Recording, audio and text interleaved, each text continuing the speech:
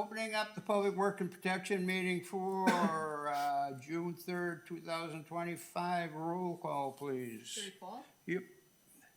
Jay Krieger, Here. Kelly Service, Here. John Burnett, Here. and Joanna Euclid's excused. Excused. All right, Pledge of Allegiance, please. Everybody stand.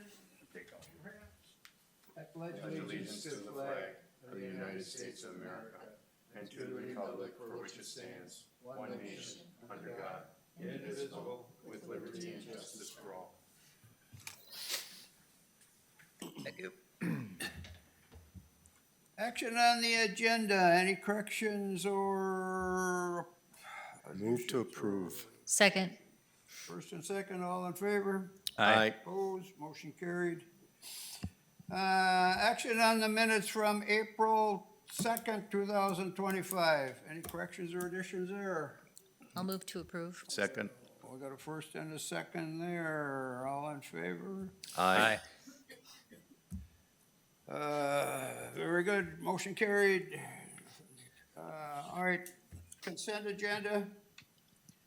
Consider, discuss, act on appeal of denial operator's license from Isabel Noriega. Long, am I pronouncing that right? Noriega Law. Oh, well, I was pretty close. Okay, Chris. Actually, All right, you're gonna take it. I'll take it, sir, if that's okay. So yes, Ms. Long had applied for a operator's license, and in filling out her application, there's a part that explains of filling out any type of violation that she's had, and it specifically details what should be and what shouldn't be, I guess, filled out. And unfortunately, she failed to put a few items down. One of them was a drug paraphernalia. Another one was a seatbelt, which didn't matter as much because it doesn't pertain to her licensing. But there were a few other items that we found on a driving record as well that weren't listed. And due to that fact, she was denied and is here tonight to make that appeal. Okay, Chief, these were additional to this here? Correct. So what you see on her license, or on her application, only shows an OWI. Right. But she has a paraphernalia conviction, as well as there's actually, what we noticed on her driver's license, a drug or a tampering also with an IID, which is an offense that, again, should have been listed, not that it would affect her licensing. But again, because it wasn't filled out, and one of our guidelines says to specifically fill these out, it was not done and done appropriately, so therefore was denied. Okay.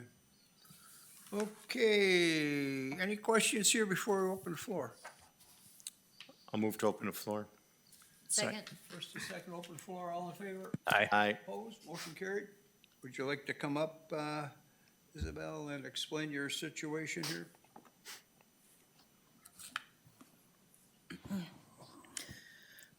I just didn't realize that I could CCAP myself and put that information down. Otherwise, I would have been diligent and have done that and taken the extra few minutes too. Did you understand the instructions? I did, yes. The lady over there did explain it. I just didn't realize that I could CCAP myself and have that information at hand. Okay. Any questions up here? Any? What have you done since your DUI in 2021? What's been some of the things that you've done since then? I have had my interlock installed and served my time on that, and all of my fines are paid up to date with that. Okay. I've done an alcohol assessment class. Everything that the court has ordered me to do, so I've completed. I had my SSI, the specialty insurance on there. My time is done with that as well and back to normal insurance. Okay, and you still have your interlock on your car right now? No, the interlock is all done and paid for. It's Okay. all completed. All right. That's all I have. John? Have anything? I'll move to close the floor. Second. All in favor? Aye. Opposed, motion carried. Okay. That'll be it for you, ma'am. Thank you.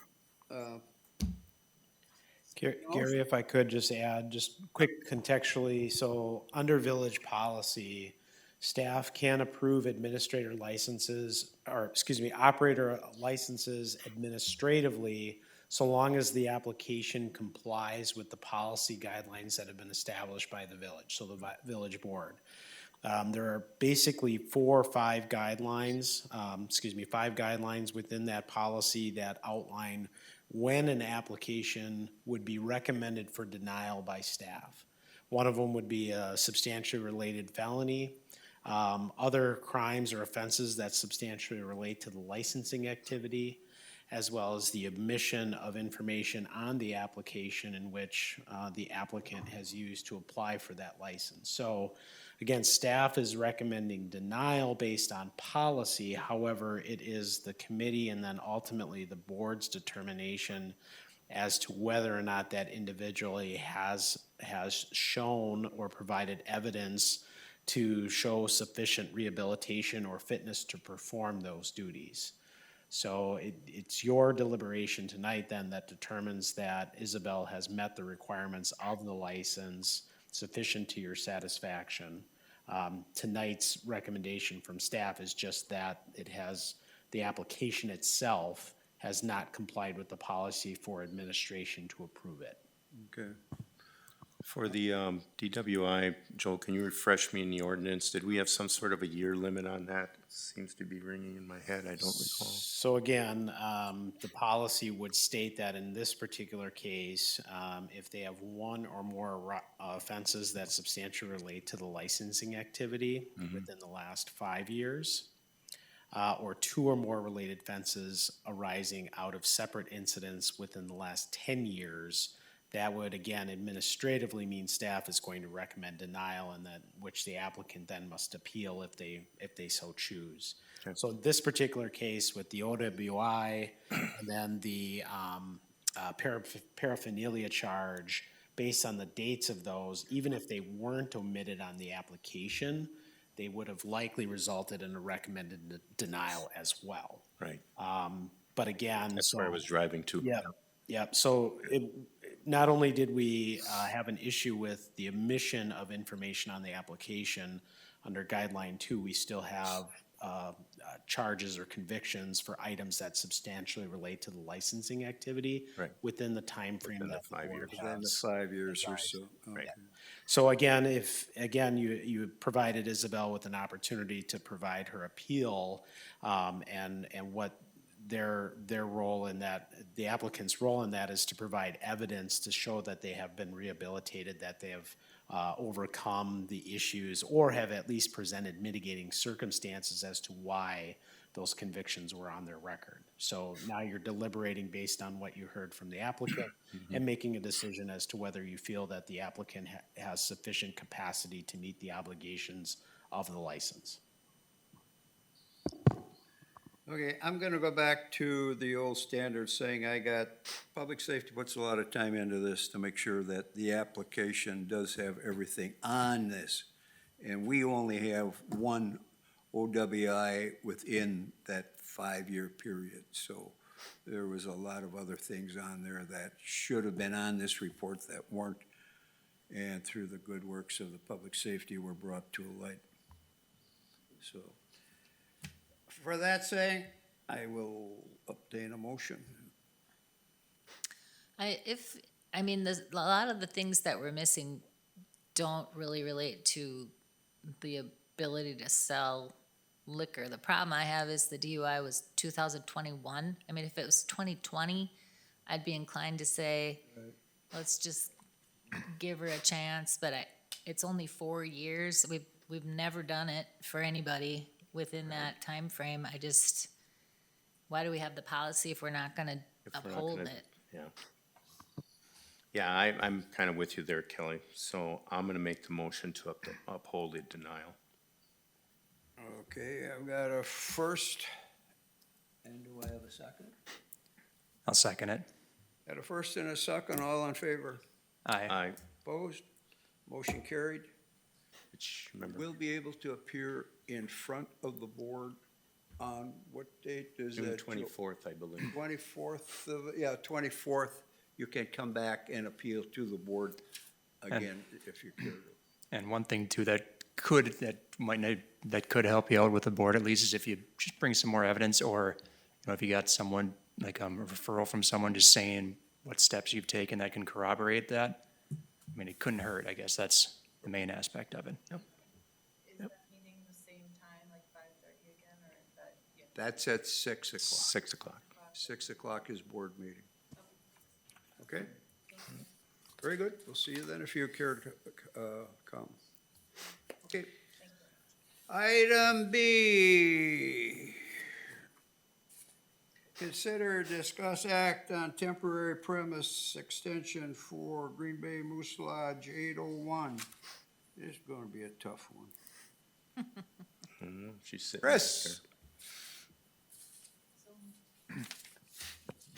Moose Lodge is asking to.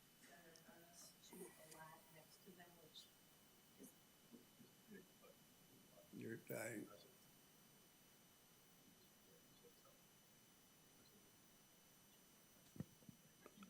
Here you go. She's switching you out. I always have trouble with it, thanks. Sorry about that. So they're asking to extend their liquor license to the lot next to them, which they do not own, but that is allowable. And there is the approval from the owner in the packet saying that they're okay with that. So this is for their picnic on Sunday, July 27th. And she is in the audience to answer any questions you might have. All right, this picnic's been going on since the beginning of Earth. I think we do this every You've year, been- don't we? We approve Yeah, we this. do. I'll move, You've been going to these since the beginning of Earth? That's what I was gonna ask. Choice of wrong words. Okay, just wanted I to. remember doing this when we didn't have permission or a permit or nothing. I'll move to approve. I'll second. First and a second, all in favor, say aye. Aye. Opposed, motion carried. All righty. 5:42. Make a I motion. guess we can adjourn if somebody would care to make a motion. I'll make a motion to adjourn. Second? First and second, all in favor. Aye. Aye. Opposed, motion carried. Anything that you'd like to bring up, bring it to staff. I forgot to mention that. Okay, we're good to go.